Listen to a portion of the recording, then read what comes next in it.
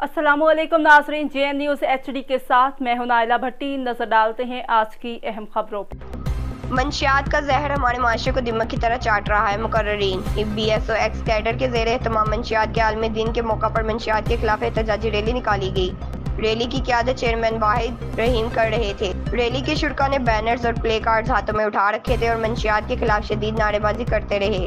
BSO x cadre foam के रहनुमाओं में chairman वाहिद रहीम, chairman Nadir कदूस, Qudratullah recce, Asghar Ali Chatha, हाफिज रसूल बख्श, अकरम बलोच दीगर ने खिताब करते हुए कहा कि मंशियात के जहर ने नौजवान नस्ल को तबाह कर दिया है। अफसोस की बात है कि मंशियात के आदी अफराद में इजाफा तशवीशनाक है। इलाका में कहा मंशियात फरोख्त हो रही हैं। इलाका पुलिस और दीगर अदारे इससे बाखबर होते हैं, लेकिन नामालूम वजूहात की बना पर मुजरमाना खामोशी इख्तियार किए रहते हैं।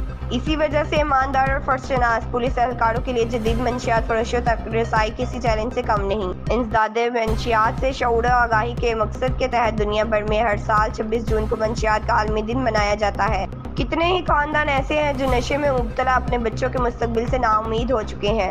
इस मौका पर एडवोकेट गुलाम रसूल अंगाड़िया, एडवोकेट अब्दुल वहाब, वकार जान बलोच दीगर मौजूद थे।